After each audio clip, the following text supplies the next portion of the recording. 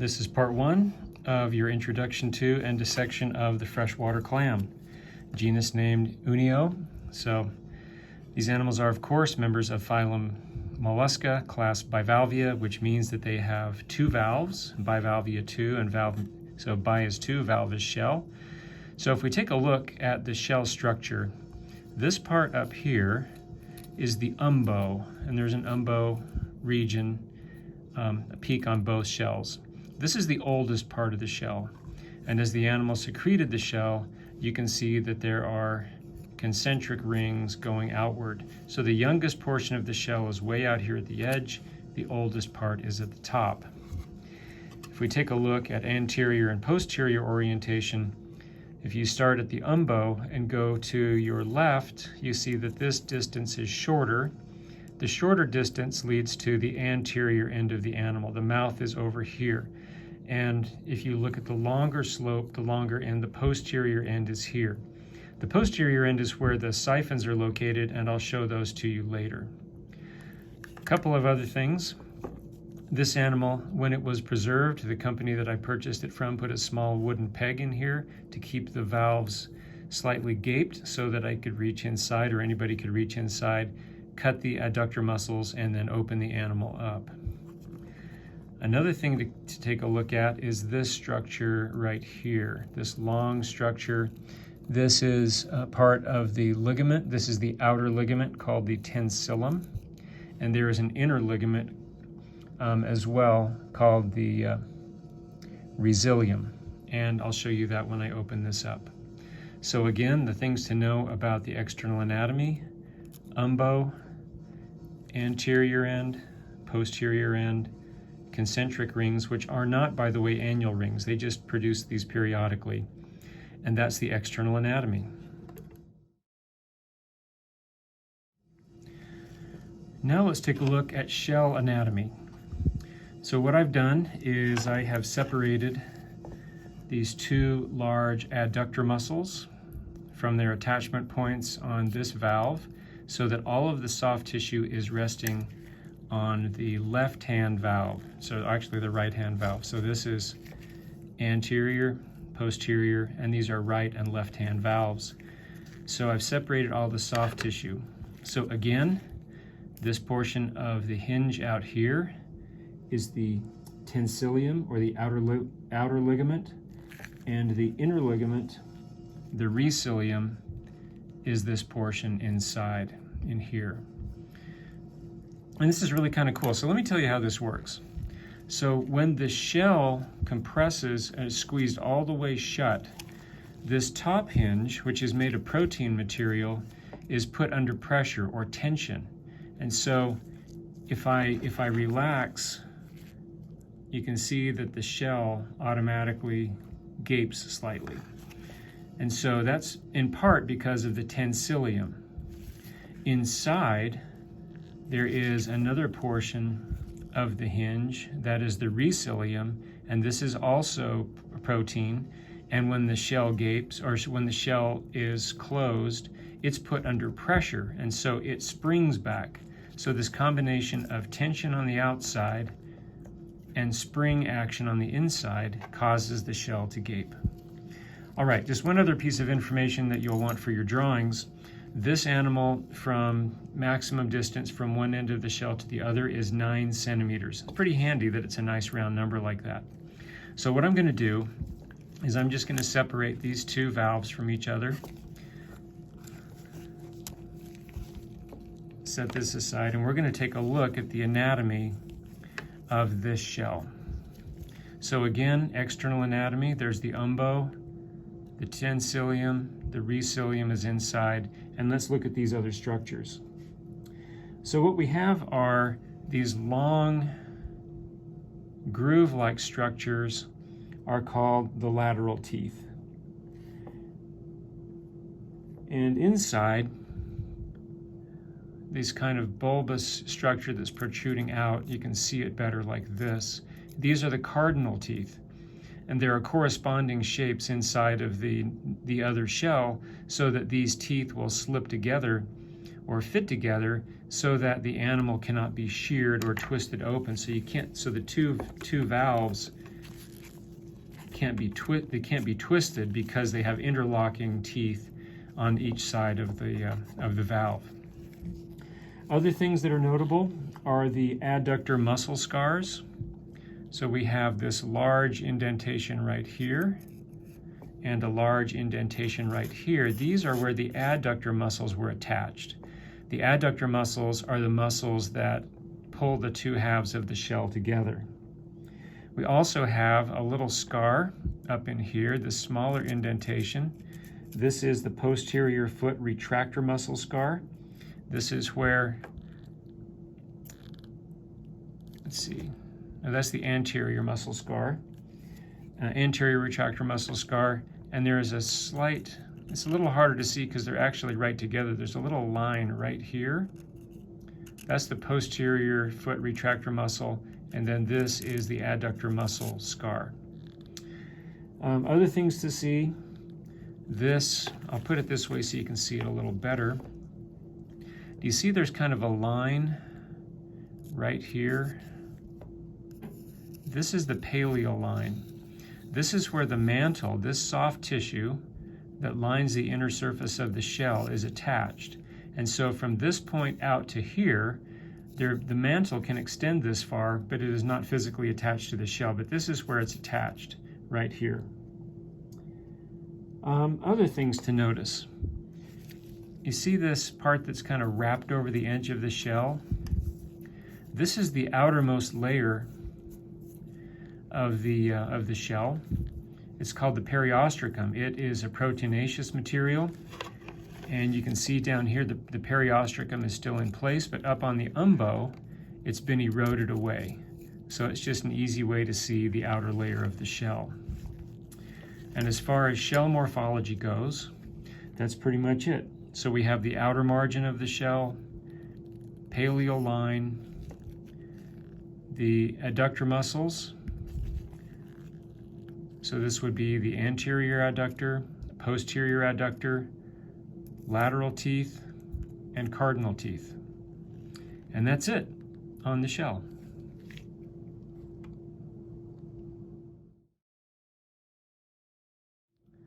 Let's start taking a look at soft tissue anatomy.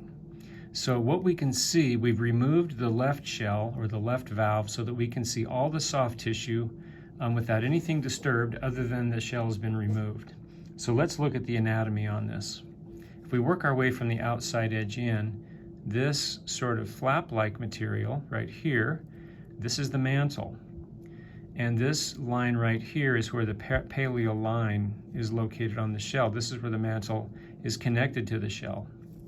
Then we have the posterior adductor muscle, and the anterior adductor muscle is a little bit harder to see. It's right here. And then we have foot retractor muscle here, and then there's another over here that's a little more difficult to see.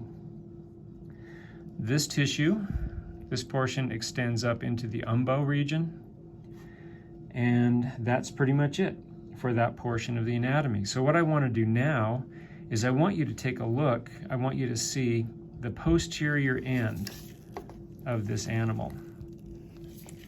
So you see this connection right here, this little bridge? It got cut when I was cutting through the adductor muscle so that I could open it.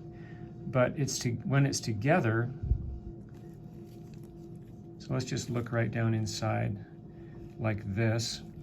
This opening right here is the incurrent siphon, or the inhalant siphon region. And above this connection is the exhalant siphon. So water comes in here, goes through the gills, up through a membrane, into this chamber, and then out. And so the water flow in, up through the gills, and back out again.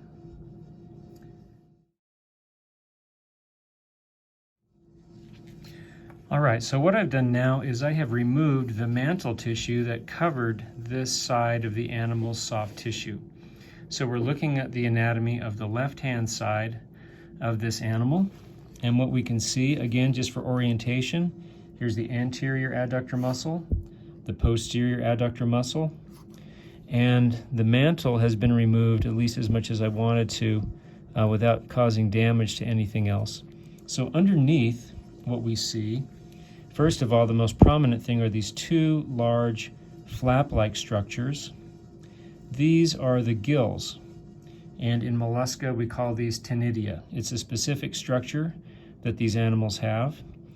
The ctenidia are their respiratory organs and the organs that this particular type of bivalve uses for feeding. They're suspension feeders. They capture particles suspended in the water, plankton, bacteria, detritus, and these food particles are moved, so they're captured and they're moved along food grooves up here toward the dorsal end of the gill, the ctenidia, and then moved anteriorly, eventually making their way to these structures.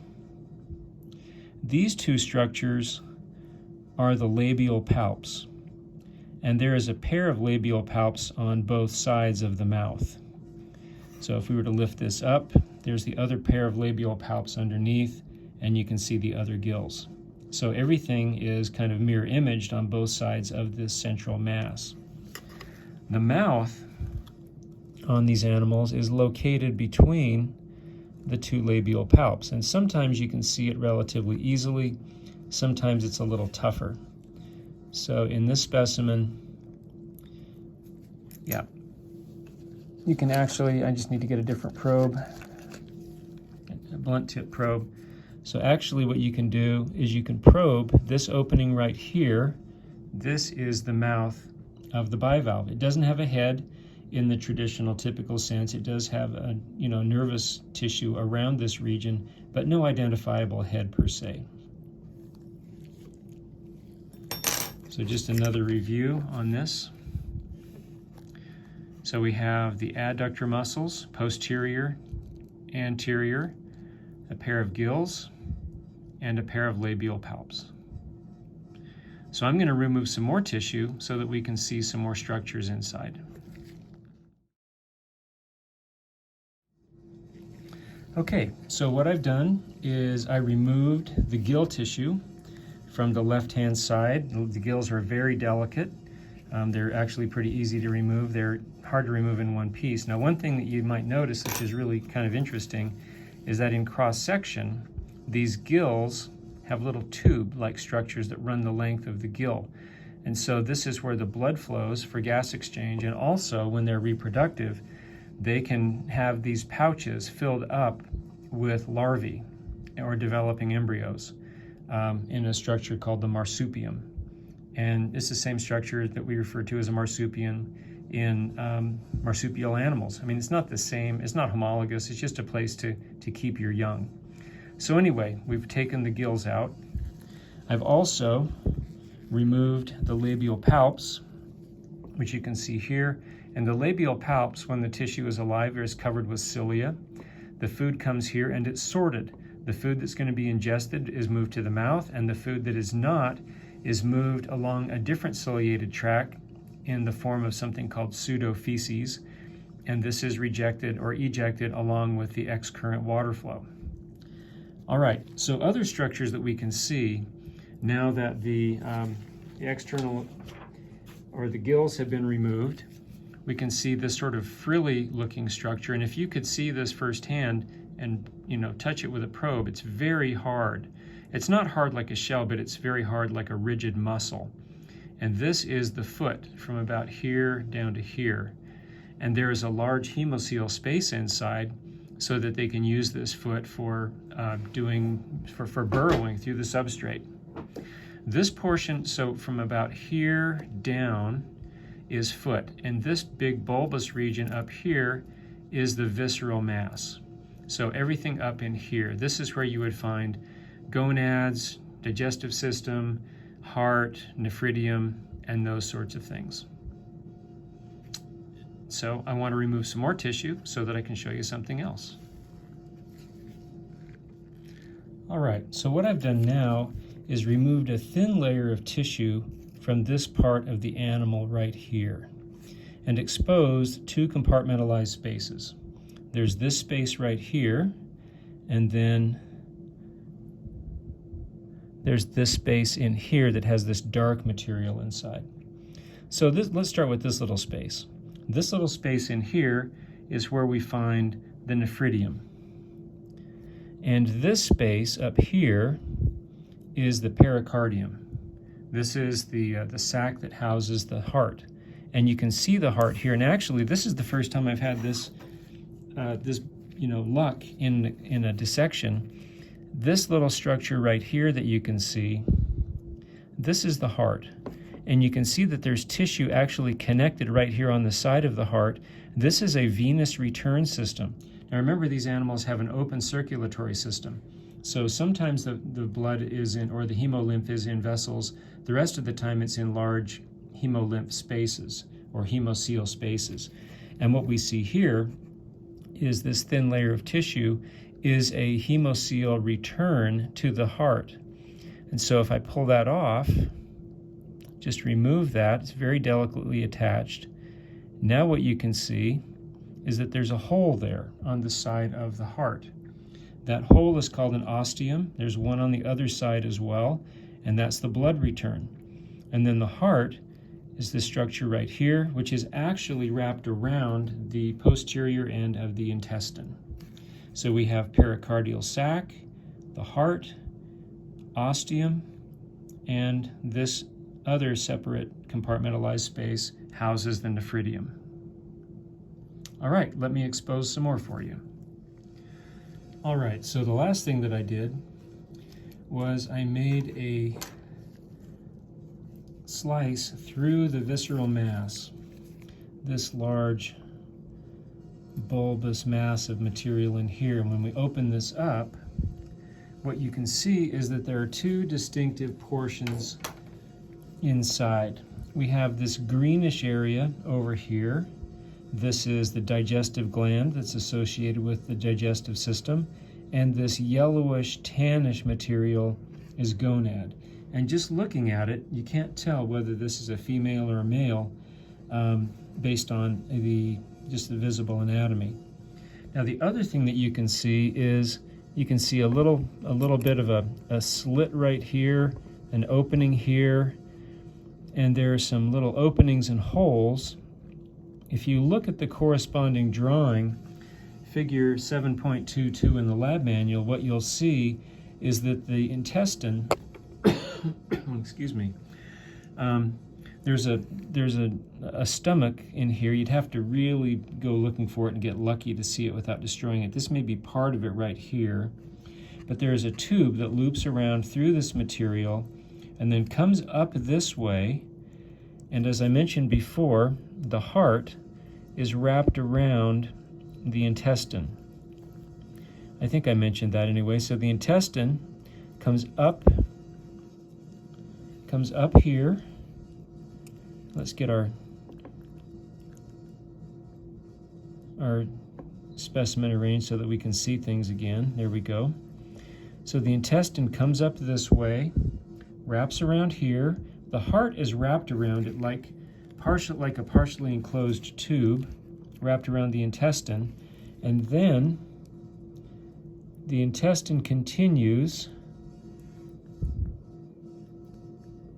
I remove some soft tissue so you can see this. So the intestine emerges right here from the pericardium. That's this tube. It looks like it's collapsed.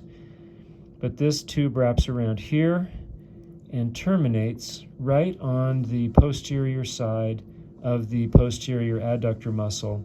And this is where the anus is located. And so the anus releases fecal pellets right into the water that's exiting the body. So again, just to give you another oriented view of the siphons, or the incurrent and excurrent siphons, this connection right here is the break point. From this point down is the inhalant siphon or incurrent siphon, and if you look closely, you can see there's a little bit of riffling or ridges in here, and when both sides are together, that helps keep particles that are too big from getting in. And then this connection point right here has another corresponding part on the other side, and then the water emerges through this space out through this portion from here to here. This is the exhalant siphon. And that is the walkthrough on the freshwater clam.